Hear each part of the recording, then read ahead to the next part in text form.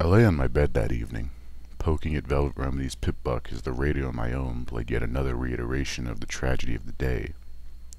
I couldn't believe it. Velvet Remedy was gone. I couldn't understand. How could she leave? Why would she go? The door out of Stable 2 was closed and sealed. Only the Overmare knew the secrets to opening it, assuming it could even open. Which obviously, it could. But why? Nobody really knew what was outside, if there was anything out there at all. Historical books suggested the world outside was blasted, lifeless, and poisonous. There was, at least the common and logical assumption. But a ghost story somebody told at my first and only slumber party had given me horrible nightmares and still lurked in the shadows of my head. A tale of a pony who somehow got the stable door open and stepped outside, only to find out that there was no outside, just a great nothingness that whisked the pony away, devouring her soul so that she was nothingness too. Empirically, I knew that wasn't the case, but the mental image still haunted me. The two things I did understand was that Velvet Remedy had gotten me to remove her pip-buck so the Overmare couldn't track her, and that I was screwed. Being the smallest pony my age, and the last to get my cutie mark, did not facilitate building friendships with my peer ponies. Mother honestly didn't help either, nor did waking up screaming at my first slumber party. So I was used to being alone. But I'd never had enemies before. I've been beneath the notice of other ponies, but I never had one hate me. I really couldn't blame them either, even though it totally wasn't fair. They were upset and hurt and needed a scapegoat. The news hadn't mentioned me by name, just Velvet Remedy's custom-decorated pip-buck was found in the possession of a pip-buck technician pony. But with the whole two of us, it wasn't hard for every pony to figure out, even without the scene outside her room earlier. The Overmare was speaking on the radio. We are all feeling this loss, but I want to remind every pony that Velvet Remedy chose to do this. She chose to leave her home, to abandon us, her family. She betrayed my trust, she betrayed yours, just as she betrayed the trust of the pony who she tricked into removing her pip-buck, ensuring we could not find her.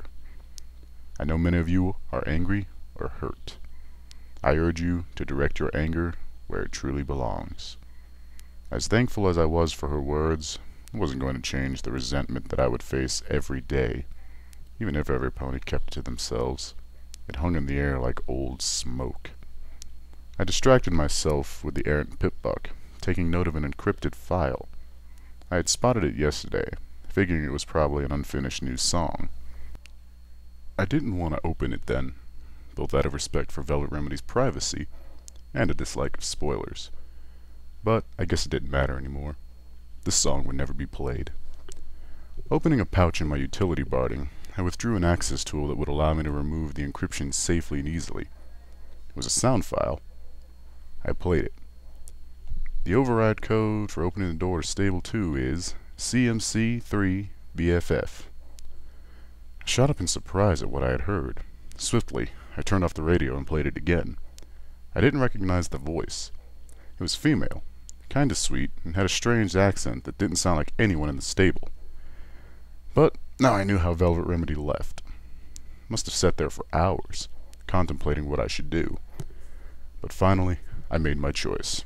I was going to go outside after her. I was going to bring her back. I stood there, staring at the huge steel door that sealed Stable 2 away from the horrors, or nothingness, outside, and at the two guard ponies who blocked my way. I had my saddlebags packed with apples and necessities, even a big book of arcane sciences for something to read. I had 2 canteens around my neck. I was ready to go, but the Overmare was making sure there were no follow-up acts. Insistence and glowering looks weren't getting me anywhere. My horn was glowing, but they stood their ground, unimpressed. They weren't going to let me anywhere near the control panel. Hey, aren't you the filly that let our Velvet get lost outside anyway? One of the guards inquired daringly, taking a bullying step forward. The other guard looked away in disgust. I'm not sure if he was disgusted at me, or if he felt like the overmare seemed too nice about ponies wanting to take it out on me. I was kinda hoping it was the former, considering what I was about to do to them. Thud! The metal footlocker above them dropped into their heads, knocking both out cold. Earth ponies. They never see the levitating something up behind you trick coming. I was at the controls, entering the passcode from Velvet Remedy's pip-buck, when the Overmare's voice boomed through the nearby speakers. Stop!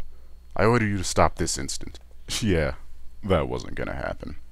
Guards. I want every guard pony at Stable 2 door. Stop that filly. Oh, crap. My hooves flew up to the main switch for the door, and I prayed to Celestia that the code worked. Then, with all my strength, I threw the switch. A loud clanging filled the air, followed by a hissing of steam and a great rumble that shook the room. As I watched, the massive bolt that held the door from Stable 2 shut slid back.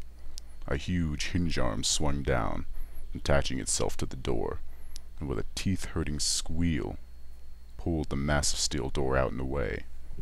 Randomly, I found myself thinking in my mother's voice, Stable 2's barn door doesn't swing that way. The door to Stable 2 wasn't supposed to swing at all.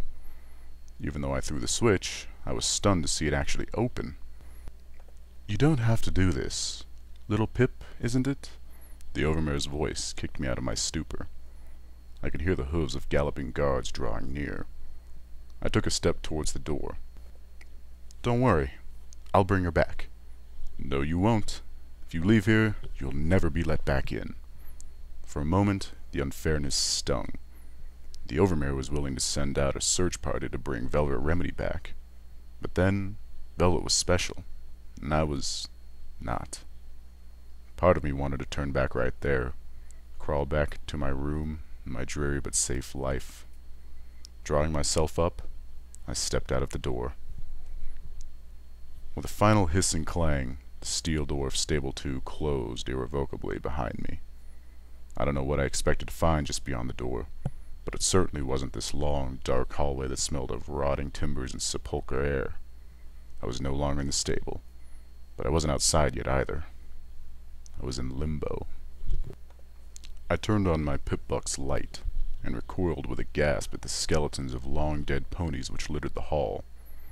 The outside of the stable door was marred from where ponies had slammed on into it, until their hooves were cracked and shattered, trying to get in. Moving forward quickly, I discovered that the hallway opened into an old room with stairs leading up to a horizontal door with a shattered lock. The entrance from the outside world into Stable 2 had been cleverly disguised as a door to a humble apple cellar, and by disguised, I meant that the person who built it had been building an apple cellar. Taking a deep breath, I trotted up the stairs, swung open the cellar door, and stepped outside. Footnote: Level up! New perk. Cherchez la filie. Plus 10% damage to the same sex, and unique dialogue options with certain ponies.